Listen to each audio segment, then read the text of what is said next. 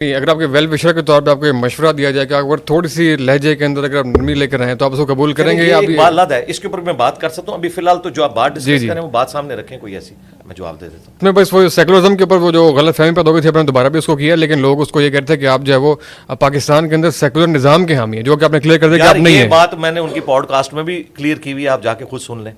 یہ اب آپ جب بار بار کسی کو کہتے ہیں, مثلا یہ اسی طریقے سے میں اگر کہوں کہ قادیانیوں کو بھی زندہ رہنے کا حق ہے, ان کی پرسیکیوشن نہ کریں, صرف ان کو دعوت دیں تاکہ وہ اسلام میں آ جائیں. اس کے بعد ایک بندہ راگ لاپنا شروع کر دے کہ انجینئر صاحب قادیانیت پروموٹ کر رہے ہیں, تو اس کا مطلب کتنا خطرناک ہے آپ کو پتہ ہے اس ملک کے اندر.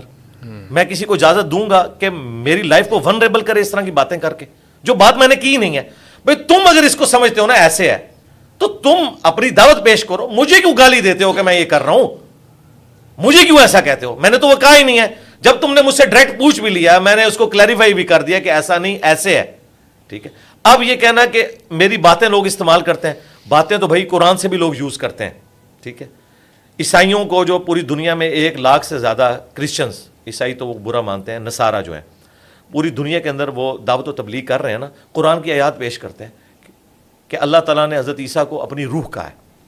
اب آپ اس کے اوپر اللہ کے اوپر غصہ نکالیں گے کہ روح کی بجائے کوئی اور لفظ یوز ہونا چاہیے تھا. بھائی آپ قرآن کی تھیم کو سمجھ لیں کہ روح منہ سے مراد کیا ہے, کہ اللہ تعالیٰ نے ان کا جو باپ والا ایلیمنٹ تھا وہ مسنگ تھا, ماں سے ان کو پیدا کیا اور جان والوں کے لیے نشانی بنایا, اس لیے ان کی روح کو خاص اپنی طرف سے قرار دیا. ویسے تو سب اللہ کی روحیں ہیں, ہمارے اندر بھی اللہ کی روح ہے.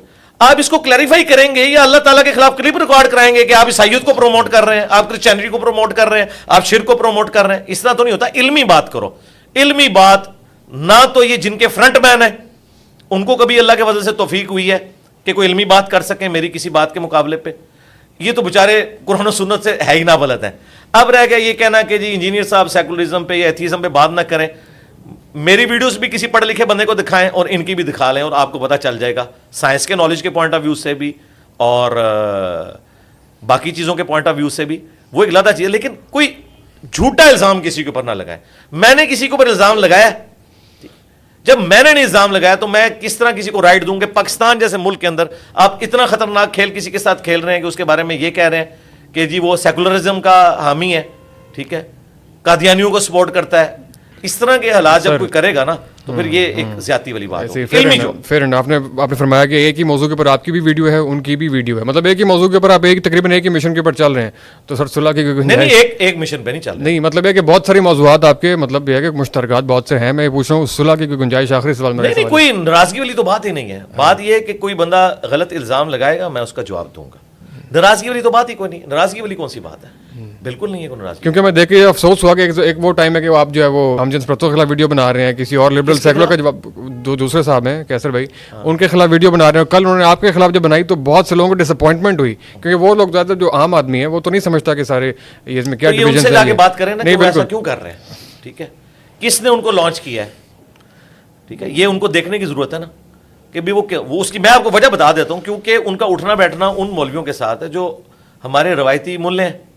ٹھیک ہے, اور ظاہر ہے ان کے پاس جب آپ بیٹھیں گے تو یہی کچھ ہوگا نا. ان کے تو انہی لوگوں کے پاس جا کے بیٹھتے ہیں اور اس کی وجہ سے ان کے اثرات تو ان کے اوپر آنے. میں نے یوسف والوں کو سمجھا کہ وہ تو روایتی ملے نہیں ہیں, وہ تو مطلب اچھا نہیں وہ جاتے ہیں نا, وہ تمام مدارس میں جا کے وہ خود بتاتے ہیں کہ میں مدرسوں میں جا کے علماء کو ٹیچ کرتا ہوں. جب ٹیچ کرتے ہیں تو علماء بھی اپنا کو ٹیکا لگا کے بھیج دیتے ہیں نا ساتھ. صحیح ہے, تو نیچرل چیز ہے. تو بات اب آپ نے جو انداز کے اوپر بات کی تھی, انداز جو ہے نا جب تقریر ہوتی ہے نا اس کا انداز یہی اگریسو ہوتا ہے. جی ڈاکٹر اسرار صاحب کے اعتراض کیوں نہیں کسی نے کبھی کیا ان کے لہجے کے اوپر؟ ان سے زیادہ کوئی سخت بولتا تھا کیونکہ ڈاکٹر اسرار صاحب نے کسی فرقے کو ڈیمیج نہیں کیا, وہ سسٹم کے اندر رہے, مولویوں کو وہ ہضم ہو گئے. ٹھیک ہے, مولویوں کی بھی روزی روٹی چلتی رہی, ان کی گمراہی اس طرح ہی پھیلتی رہی, ڈاکٹر اسرار صاحب پیرلل میں اپنا کام کرتے رہے. میں نے آگے چونکہ فرقوں کو للکارا ہے, ان کو میرا انداز نظر آ رہا ہے. اگر یہ میرے ساتھ مخلص ہے تو مجھ سے پہلے ڈاکٹر اسرار کے اوپر اعتراض کریں اور ان سے پہلے حضرت عمر پہ اعتراض کریں جو حضور کی مجلس میں. کیا یہ ایتھکس ہے کہ نبی بیٹھے اور ایک بندہ بار بار کے میں تلوار اجازت دیں میں اس کا گلا کاٹ دوں؟ کس کے بارے میں؟ بدری صحابی کے بارے میں. کیوں؟ انہوں نے نبی الاسلام کے ساتھ غداری کر دی تھی, لیکن پھر بھی رسول اللہ صلی اللہ علیہ وآلہ وسلم کی موجودگی میں آپ علیہ السلام کے حکم فرمائے بغیر اس طرح بار بار تلوار کو ہاتھ دینا, کیا یہ ایتھکس ہے؟ تو حضرت عمر کو تو یہ کچھ بھی نہیں کہتے ہیں ان کی طبیعت تھی. حضرت عمر رسول اللہ کے ساتھ رہ کے بھی ان کی طبیعت یہ ہو اور میں نے اتنی ساری گمراہیاں دیکھی ہوں, چشتی رسول اللہ, تھانوی رسول اللہ.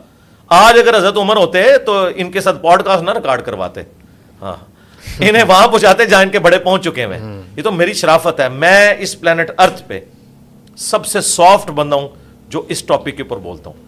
ان کے بزرگ, یہ جن کے فرنٹ مین ہیں, ان کے بزرگوں نے, احمد بریلوی صاحب نے, اشرف علی تھانوی صاحب نے ایک دوسرے کو کافر قرار دیا ہوا ہے, اسلام سے نکالا ہوا ہے. میں تو ان کو مسلمان سمجھتا ہوں. یہ مجھے بتائیں نا کہ بھی کون سے ان کے جو آئیڈیل بزرگ ہیں ان سے میں زیادہ برا ہوں.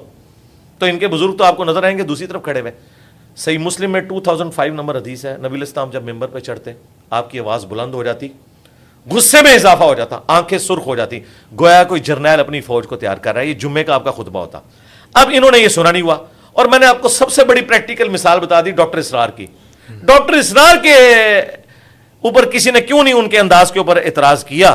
وہ تو ان کو تو کبھی مسکراتے ہوئے بھی نہیں کسی نے دیکھا. میری تو میمز ہیں بھائی. ڈاکٹر اسرار صاحب کو عمر نو ملے نا تو وہ جتنا مسکرائیں گے نا تو میں ایک پبلک سیشن میں اس سے زیادہ مسکراتا ہوں. ڈاکٹر اسرار نے ان کی منجی نہیں تھی ٹھوکی, میں نے منجی ان کی ٹھوک دی ہے, یعنی جو ان کی چولیں ہلتی تھیں وہ ٹھوک دی ہیں.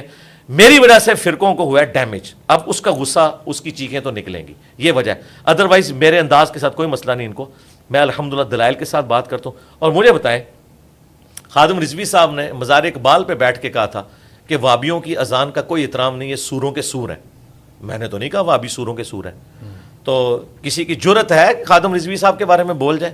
یہ آپ کے سارے پینٹ شرٹ والے زبان ہے نا ان کی کھینچ لیں مولوی, اتنے ڈرپوک ہیں یہ انجینئر صاحب کے سخت سٹائل کے اوپر. ان کو کہ ویڈیو ریکارڈ کرو خادم رضوی کا نام لے کے کہ اس کو یہ نہیں کہنا چاہیے تھا وابیوں کو سوروں کے سور. ان کی جرت نہیں ہے. ان کے بڑے نے, اشرف علی تھانوی نے اس کتاب پہ سائن کیے ہوئے جن کے مدارس میں جا کے یہ درس دیتا ہے بندہ, جس میں احمد بریلوی کو اور ان کی پوری جماعت کو شیطانی لشکر کہا ہے, اور کہا ہے کہ یہ اس طرح کے شیطان ہیں جو انبیاء پہ حملہ آور ہوتے تھے, کافر کا ہے. ٹھیک ہے. اور ساتھ اس کتاب کا نام رکھا ہے المحند علی المفند, ہند کی تلوار ایک پاگل سٹھائے ہوئے بابے کے اوپر. کیا یہ بندہ ان کے بارے میں کہے گا کہ ان کا نا سخت تھا؟ بریلویوں کے بڑے بزرگ نے حسام الرحمن لکھی, اس میں لکھا دیوبند واجب القتل ہے.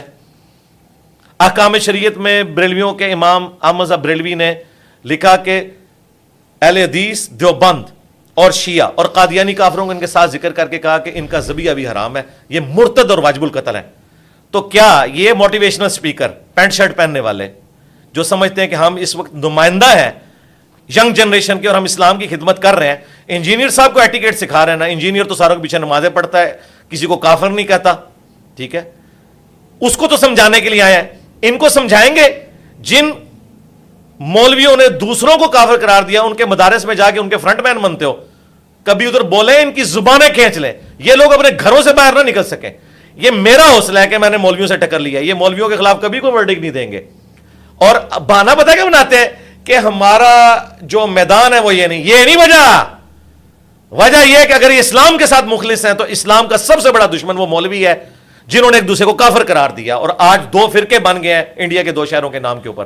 ایک جملہ ان کے بارے میں نہیں یہ لوگ بول سکتے. کیوں؟ وہ ان کی زبانیں کھینچ لیں گے, یہ گھاٹ سے نہیں نکل سکیں گے. گستاخ رسول کی ہے کہ سزا سرتن سے جدا, سرتن سے جدا. ان کو میری طرح زندگی گزارنی پڑے گی ایک بند کمرے میں, لائف ونریبل ہو جائے گی. لہٰذا یہ کہہ دینا, انجینئر صاحب کو سمجھانے کے لیے سارے شعر ہوتے ہیں, میں تو کسی کو نہیں چھوڑ رہا, نہ ایتھیسٹ مجھ سے بچے ہیں, نہ سیکولرز بچے ہیں, نہ مولوی بچے ہیں. میں سب کے ساتھ علمی اختلاف کرتا ہوں اور دلیری کے ساتھ کرتا ہوں. پک اینڈ چوز نہیں کیا ہوا کہ اپنی مرضی کی باتیں رکھی ہوئی ہیں اسی اصول اور مبادی کے اوپر. جن لوگوں کی آپ مدارس میں جا کے بیٹھتے ہو, جن کے آپ فرنٹ مین بنے ہو, ان کے بارے میں زبان نہ کھولو, ویڈیو میں کھولنا ہے. اور ابھی میں آپ کے کیمرے کی وسعت سے قیامت تک ٹائم دیتا ہوں, کبھی نہیں بول سکتا, لائف ونریبل ہو جائے گی. مجھے پتا ہے کتنی سارے کوئی اسلام کی خدمت کر دیتا ہے. اور بات وہی ہے, آپ دیکھیں عمران خان صاحب جب نکلے تھے تو انہوں نے کہا تھا میں جہاد کر رہا ہوں, تو جہاد میں تو لوگ شہید ہوتے ہیں, کوئی نہیں شہید ہوا. پریس کانفرنس کر کے سارے دوسری پارٹیوں میں چلے گئے. یہ ایسے نہیں ہوتا, ایسا تو نہیں ہوتا بھائی. یہ بھی دیکھیں انشاءاللہ اس جہاد میں شہید نہیں ہوں گے. یہ پریس کانفرنس کریں گے میرے خلاف, ہاں اپنے مولویوں کے خلاف کبھی بھی بات نہیں کریں گے.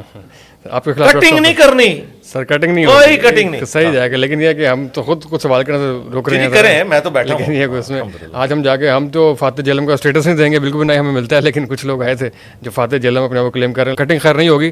اگلے سر میں بہت سے لوگوں نے کویشچن بھیجے ہوئے ہیں, اس میں ہم ذرا پوچھنا چاہتے ہیں ہم اپنے مسائل کے حوالے سے. ایک ساتھی نے پوچھا کہ قبرستان جانے کی سگنیفیکنس کیا ہوتی ہے, اور جو ہم قبرستان اپنے پیاروں کی قبروں پہ جاتے ہیں تو وہاں جا کے جب دعا پڑھتے ہیں تو وہ کیا اس کو سنتے ہیں, کیا ان تک جاتے ہیں, یا ہمارا وہ ویٹ کرتے ہیں؟ اس حوالے سے ذرا رہنمائی فرمائیں. دیکھیں قرآن حکیم میں اللہ تعالیٰ نے جو اہل ایمان ہیں ان کی نشانی بتائی ہے, ربنا اغفر لنا ولاخواننا الذین سبقونا بالایمان, کہ اہل ایمان وہ ہیں جو اپنے سے پہلے جو لوگ مر چکے ان کے لیے دعائے مغفرت کرتے ہیں. تو مرے ہوئے شخص کے لیے دعائے مغفرت کرنے کا حکم اللہ تعالیٰ نے سورۃ الحشر میں دیا ہے, ٹھیک ہے جی. اس کے بعد جنازہ رکھ دیا. بخاری مسلم میں حدیث ہے مسلمان کے مسلمان پہ 5 حق ہیں, ان میں سے ایک یہ ہے کہ جب وہ مر جائے تو اس کے لیے جنازہ پڑھنا ہے, اس میں اس نے دعا کرنی ہے. پھر ابو داؤد میں حدیث ہے جب اپنے بھائی کو دفنا چکو تو قبر پہ اس کی قبر کے اندر سوالات کی استقامت کے لیے دعا کرو. اور اس کے بعد وہ چیز ہے جو آپ پوچھ رہے ہیں جو عام حالت میں ہے, یعنی دفنا بھی لیا, سب کچھ ہو گیا, اب جو آپ نے وقتاً فوقتاً جانا ہے وہ صحیح مسلم میں حدیث ہے کہ جب بھی قبرستان جاؤ تو ان کے لیے دعا کرو, السلام علیکم اہل الدیار من المؤمنین والمسلمین وإنا ان شاء اللہ بکم للاحقون نسأل اللہ لنا ولکم العافیہ. سلام ہو تم پہ اے مومنین جو یہاں قبرستان میں دفن ہو, ہم بھی مر کے تمہارے پاس آنے والے ہیں, ہم اپنے لیے اور تمہارے لیے اللہ کے حضور عافیت کا سوال کرتے ہیں. یہ ہے سگنیفیکنس, آپ نے ان کے لیے دعا کرنی ہے کیونکہ آپ کی دعا سے ان کو فائدہ پہنچتا ہے. سنن ابن ماجہ میں حدیث ہے ایک شخص کے مرنے کے بعد اس کا درجہ جنت میں بلند ہوا, تو اس شخص نے اللہ کے حضور عرض کی کہ یا اللہ یہ تو میرا عمل نہیں تھا, تو فرمایا تیرے بیٹے نے دنیا میں تیرے لیے استغفار کی ہے, اس کی وجہ سے تیرا مرتبہ بلند ہوا. تو مرے ہوئے لوگوں کو ہماری دعاؤں کا نفع پہنچتا ہے, ہم جو صدقہ خیرات ان کی طرف سے کرتے ہیں اس کا نفع پہنچتا ہے. اب یہ رہ گیا کہ وہ سنتے ہیں یا نہیں سنتے. نہیں بھائی نہیں سنتے, ہاں پہنچتا ہے, جی پہنچتا ہے. اگر کوئی کہ جی پہنچتا ہے تو اس کا مطلب ہے سن رہے ہیں, تو اس کا جواب یہ ہے کہ پھر جب پہنچتا ہے تو وہ جواب دیتے ہیں, جی دیتے ہیں, تو ہم تو نہیں سن رہے, تو کہتے ہیں نہیں وہ جواب پہنچتا ہے. بالکل یہ برزخی ہے, یہ ان سین بیریئر ہے. وَمِن وَرَائِهِمْ بَرْزَخٌ إِلَىٰ يَوْمِ يُبْعَثُونَ, ان کے مرنے سے لے کر قیامت تک ان سین بیریئر ہے. یہ جو کمیونیکیشن ہے نا وہ اس فزیکل ورڈ سے تعلق نہیں رکھتی. ہمارا سلام بھی پہنچتا ہے, ہم نماز میں کہتے ہیں السلام علینا وعلی عباد اللہ الصالحین. بخاری مسلم میں الفاظ ہیں جب یہ تم پڑھو گے زمین و آسمان میں ہر نیک بندے تک تمہارا سلام پہنچ جائے. صحیح ہے. تو جب ہمارے جو پیارے چلے گئے ہیں ان سے ہماری دوبارہ کبھی ملاقات ہوگی تو کب ہوگی, اس کا کوئی اللہ نہیں. مرتے ہی ہو جائے گی ملاقات. بخاری مسلم میں حدیث ہے نبی الاسلام نے سیدہ فاطمہ سلام اللہ علیہا کے کان میں ایک بات کی اپنی وفات سے کچھ عرصہ پہلے, تو رو پڑی, اور پھر ایک بات کی تو وہ مسکرا پڑی. تو سیدہ عائشہ کہتی ہیں کہ میں نے نبی الاسلام کی زندگی میں تو ان سے یہ سوال نہیں پوچھا, لیکن حضور کی وفات کے بعد میں نے کہا کہ فاطمہ جو میرا حق ہے تجھ پہ کہ میں تیری ماں ہوں, مجھے بتا کہ اللہ کے نبی نے اس وقت تم سے کیا بات کی تھی. تو انہوں نے کہا کہ نبی الاسلام نے مجھے یہ خبر دی تھی کہ عنقریب میں دنیا سے جانے والا ہوں, کیونکہ حضرت جبرائیل علیہ السلام ہر سال ایک دفعہ آ کے دورہ قرآن کرتے تھے, اس دفعہ 2 دفعہ آئے ہیں, مجھے لگتا ہے کہ اب میں زندہ نہیں رہوں گا. وہ انشور کرنے آئے ہیں کہ قرآن میں نے اسی طریقے سے لکھوا دیا. اس پہ میں رو پڑی, اور پھر نبی الاسلام نے فرمایا کہ میرے گھر والوں میں سب سے پہلے تم مجھے آ کے ملو گی. اس پہ میں مسکرا پڑی اور فرمایا کہ کیا تم اس پہ خوش نہیں ہو کہ تم جنتی عورتوں کی سردار ہو. تو نبی الاسلام کی وفات کے 6 مہینے کے بعد سیدہ فاطمہ فوت ہو گئی, صحیح بخاری میں آتا ہے. تو وہ مرتے ہی اپنے والد کے پاس پہنچ گئی الحمدللہ, تو مرتے ہی ملاقات ہو جائے گی. صحیح ہے. اور دعا کے حوالے سے سر کیا اس میں ہے کہ بہت سے لوگ, میرا ایک دوست ہے آج کل آپ کو پتہ ہے جو پاکستان کی یونیورسٹیز ہیں اس میں ایتھیزم ایک فیشن کے طور پہ چل رہا ہے, کہ میرے دوست نے ایتھیسٹ ہونے کی اپنی یا اس طرف جانے کی وجہ یہ بتائی کہ یہ جو ہمارے یہاں کچھ مقبول وقت ہیں, کچھ مقبول گھڑیاں ہیں کہ جی اس ٹائم پہ دعا ضرور قبول ہوتی ہے, تو میں نے پوری رات اتنے 100 نوافل پڑھے, اتنی دعائیں مانگی, تو میری دعائیں قبول نہیں ہوئی, اتنے دن میں یہ کرتا رہا. تو اس طرح کے لوگوں کو آپ کیا رسپانس؟ اس طرح کے لوگوں کی گمراہی کی وجہ وہ علماء ہیں جنہوں نے ان احادیث کے مطالب ہی ان کو نہیں سمجھائے. دیکھیں فزکس کے پروفیسر نے تو ایمانداری کی کہ آپ کو فزکس سمجھا دی, آپ کو گریوٹی بھی بتائی اور آپ کو تھیوری آف ریلیٹیوٹی بھی بتا دی, لیکن ہمارے علماء دین نہیں لوگوں کو صحیح بتا سکے کہ دعا کی قبولیت سے مراد کیا ہے, یہ نہیں نہ بتا سکے. یہ ان کا قصور ہے. باقی جو ڈینائل آف گاڈ ہے اس کا تعلق اس کے ساتھ نہیں ہے. خدا کے ہونے یا نہ ہونے کا تعلق اس کے ساتھ نہیں ہے کہ نبی الاسلام نے 11 شادیاں کیوں کی. نہیں, نبی الاسلام دنیا میں جب نہیں تھے نا اس وہ بھی خدا تھا. خدا اپنی قدرتوں سے اتنا نمایاں ہے کہ نہ تو کسی پیغمبر کی تعلیمات کی ضرورت ہے, پیغمبر کی تعلیمات کی ہمیں ضرورت ہے اللہ تعالیٰ کی ول کے مطابق چلنے کے لیے. خدا کو پہچاننے کے لیے اللہ تعالیٰ نے قدرت میں اتنی نشانیاں رکھ دی ہیں کہ انسان خدا تک پہنچ سکتا ہے. اب آ جائیں وہ دعا کا کانسیپٹ. جی دعا کا کانسیپٹ یہ ہے, جامعہ ترمذی میں مسند احمد میں حدیث ہے, نبی علیہ السلام نے فرمایا کہ دعا کبھی بھی رد نہیں جاتی. 3 طرح سے اس کی قبولیت ہوتی ہے, یا تو جو مانگا وہ عطا کر دیا جائے گا, یا اس کے بدلے کوئی اور نعم البدل دے دیا جائے گا, یا کوئی تکلیف ٹال جائے گی, اور اگر یہ دوسری صورت بھی نہ ہوئی تو تیسری ہوگی کہ وہ قیامت کے دن سنبھال کے رکھ دی جائے گی, اس کے عوض آپ کو نیکیاں ملیں گی. تو صحابہ کرام نے کہا کہ اگر ہر دعا قبول ہوتی ہے اور تینوں کیٹیگریز میں ایک جگہ جا کے فال کرتی ہے, پھر تو ہم بہت زیادہ دعائیں مانگا کریں گے یا رسول اللہ. تو نبی علیہ السلام نے فرمایا اللہ تعالیٰ بھی بہت زیادہ دعائیں قبول فرمانے والا ہے. اور دوسرا یہ تو ایک اسپیکٹ ہے. دوسرا اسپیکٹ یہ ہے جو قرآن پاک میں اللہ تعالیٰ نے فرمایا کہ کسی چیز میں تم خیر سمجھ رہے ہوتے ہو اس کے اندر شر تمہارے لیے چھپا ہوتا ہے, کسی چیز میں تم شر سمجھ رہے ہوتے ہو اس میں تمہارے لیے خیر چھپا ہوتا ہے. اللہ جانتا ہے, تم نہیں جانتے. میں آپ کو بتاؤں میری زندگی میں کئی ایسی دعائیں ہیں, میں آج اللہ کا شکر ادا کرتا ہوں کہ شکر ہے وہ دعا قبول نہیں ہوئی اس طریقے سے جس طرح میں چاہ رہا ہوں. اچھا ہاں ظاہر ہے کئی چیزیں ایسی ہوتی ہیں. جوانی میں مانگی ہوں گی. میں نے 2002 میں جب عمرے پہ گیا تو میں نے غلاف کعبہ پکڑ کے دعا مانگی تھی کہ یا اللہ مجھے بریلوی فرقے میں موت دینا. تو شکر الحمدللہ نہیں قبول ہوئی کہ میں فرقہ واریت سے بچ گیا, فرقوں کو میں نے طلاق دے دی, بلکہ فرقوں کی موت میرے ہاتھ سے لکھی ہوئی تھی. خیر یہ تو بریلوی تو کہیں گے شاید بریلوی مر جاتا, یہ دعا قبول ہونی چاہیے تھی اس کی, لیکن نہیں ہوئی.